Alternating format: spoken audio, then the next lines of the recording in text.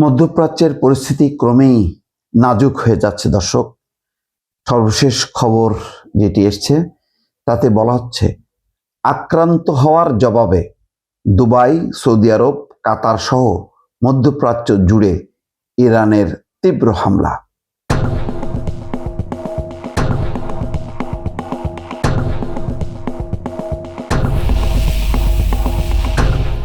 ইরানের পক্ষে লেবানন এবং ইরাক থেকে যুদ্ধ চলছে এবং সেখানে সামরিক ঘাঁটিগুলোতে হামলা চলছে।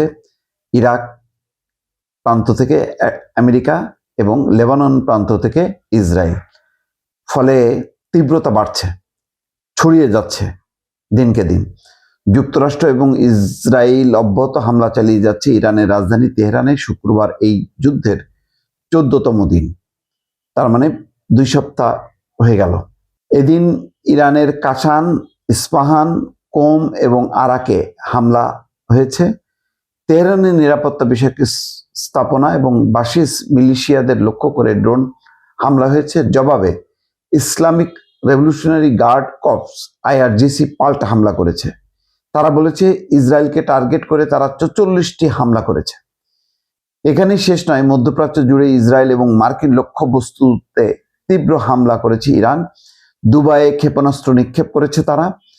সৌদি আরব, কাতারেও হামলা হয়েছে। দুবাইয়ে হামলার পর বুর্জ খলিফা ভবনের উপর দিয়ে গাঢ় ধোঁয়া উঠতে দেখা গেছে। সৌদি আরবের রাজধানী রিয়াদে কূটনৈতিক অঞ্চলে ড্রোন হামলা হয়েছে।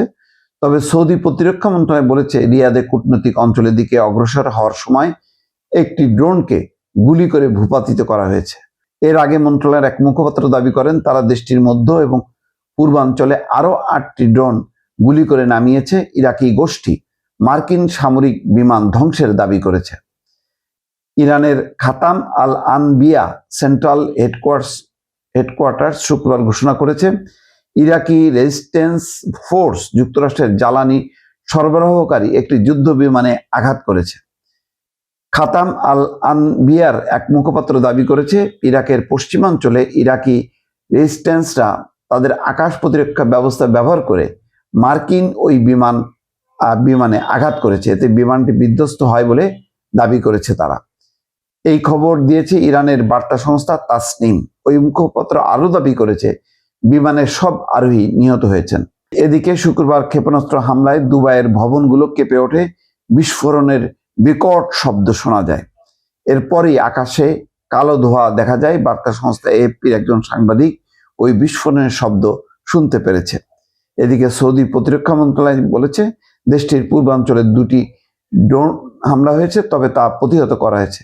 দক্ষিণ তুরস্কের ন্যাটোর গুরুত্বপূর্ণ বিমান ঘাঁটিতে সাইরেন বাজানো হয়েছে। তুরস্কের ইনসিরলিক বিমান ঘাঁটিতে শুক্রবার ভোরে সাইরেন বাজানো হয়। এটি একটি গুরুত্বপূর্ণ ন্যাটো ঘাঁটি। এখানে মার্কিন সেনারা অবস্থান করছে। অর্থাৎ তুরস্ক থেকে শুরু করে মধ্যপ্রাচ্যের কোনো দেশকেই কিন্তু বাদ রাখছে না ইরান। ফলে যুদ্ধের তীব্রতা বাড়ছে। এই যুদ্ধ থামার আপাতত কোনো লক্ষণ নেই।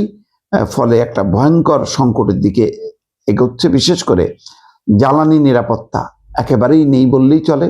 বিশ্বের জ্বালানির তেলের দাম বাড়ছে। হরমুজ প্রণালী বন্ধ হয়ে গেছে। এই অবস্থায় সামনের দিনগুলো আরো অন্ধকার বলে অনেকে মনে করছেন। দর্শক।